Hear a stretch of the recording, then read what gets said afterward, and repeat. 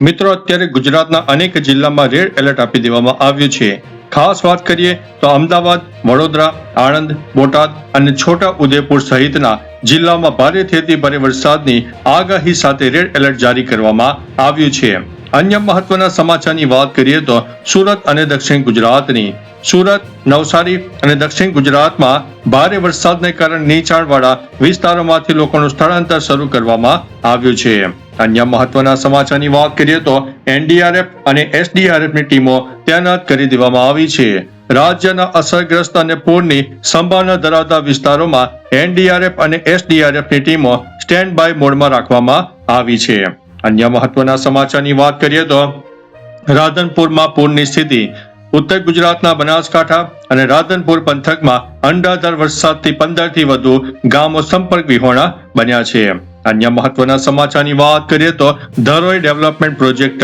મહેસાણામાં રૂપિયા 1500 કરોડના ધરોઈ પ્રવાસન પ્રોજેક્ટનો ફેઝ 1 સફળતાપૂર્વક પૂર્ણ કરવામાં આવ્યો છે. અન્ય મહત્વના સમાચારની વાત કરીએ તો ચાંદીપુરા વાયરસનો કહેર. બહુચરાજીના દેલવાડા ગામમાં ચાંદીપુરા વાયરસથી બાળકીનું મોત નોંધાતા આરોગ્ય તંત્ર અત્યારે એલર્ટ બન્યું છે.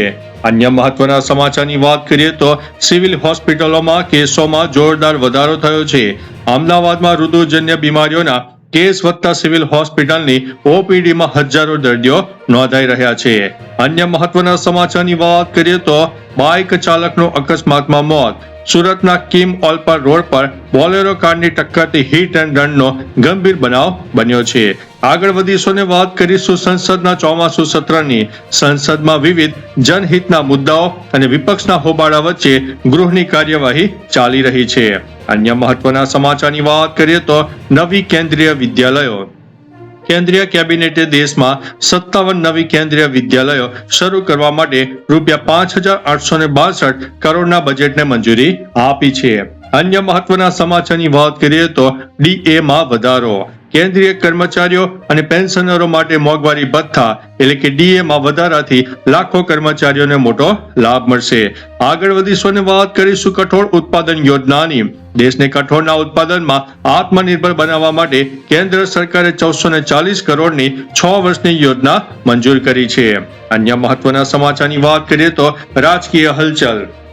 ગુજરાતના સ્થાનિક સ્વરાજ્ય અને પેટા ચૂંટણીના પરિણામો બાદ રાજકીય પક્ષોમાં આગામી ચૂંટણીઓની તૈયારીઓ તેજ કરવામાં આવી છે. આગળ વધીશું ને વાત કરીશું સોનાની તસ્કરી ઝડપાઈ. અમદાવાદ એરપોર્ટ પર દુબઈથી આવેલી મહિલા મુસાફર પાસેથી 35 લાખથી વધુનું બિનહિસાબી સોનું જપ્ત કરવામાં આવ્યું છે. અન્ય મહત્વના સમાચારની વાત કરીએ તો ડિજિટલ અરેસ્ટ ફ્રોડ. અમદાવાદમાં નિવૃત્ત મહિલા પ્રોફેસર સાથે ડિજિટલ અરેસ્ટના નામે કરોડો રૂપિયાની સાયબર છેતરપિંડી આચરવામાં આવી છે. કેમિકલ ચોરીનું મોટું નેટવર્ક ઝડપાયું છે. સુરત જિલ્લામાં ટેન્કરોમાંથી કેમિકલ ચોરી કરતા નેટવર્કનો એલસીબી પોલીસે પર્દાફાશ કર્યો છે. બેંક સાથે મિત્રો છેતરપિંડીની ઘટના બની છે. મહેસાણા અર્બન બેંકમાં કરોડો રૂપિયાની છેતરપિંડી અને વિશ્વાસઘાતનો કેસ નોંધવામાં આવ્યો છે. ત્યારે વાત કરીશું હીરા કૌભાંડની.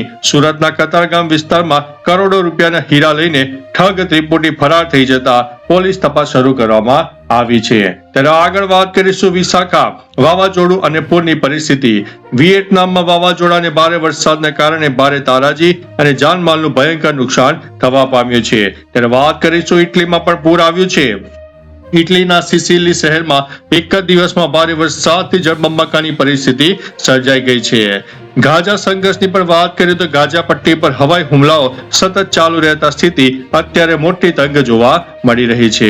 ત્યારે વાત કરીશું મોરોક્કોમાં પણ પ્રદર્શન જોવા મળ્યું છે.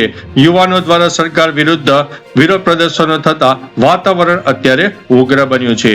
આગળ વધીશું ને વાત કરીશું ક્રૂડ ઓઇલમાં મોટો ઘટાડો. આંતરરાષ્ટ્રીય માર્કેટમાં કચાસ તેલના ભાવમાં ઘટાડો થતા પેટ્રોલ ડીઝલના ભાવ ઉપર રાહતની આશા દેખાઈ રહી છે. ત્યારે વાત કરીશું અમેરિકી ટેરિફની ચેતવણી. રશિયા પાસેથી તેલ ખરીદવા અંગે વિવિધ દેશો પર વધારાના ટેરિફ લગાવવાની ચર્ચાઓએ હવે જોર પકડ્યું છે. Commonwealth games 2026 અંદેશો. રમતગમત ક્ષેત્રે ભારતીય એથ્લેટ્સ આગામી આંતરરાષ્ટ્રીય સ્પર્ધાઓ માટે કડક ટ્રેનિંગ સેશન્સમાંથી પસાર થઈ રહ્યા છે. તો ચાલો મિત્રો, ફરીથી દેશ અને દુનિયાના સુપરફાસ્ટ સમાચાર લઈને મળતા રહીશું. ત્યાં સુધી અમને રજા આપશો. નમસ્તે.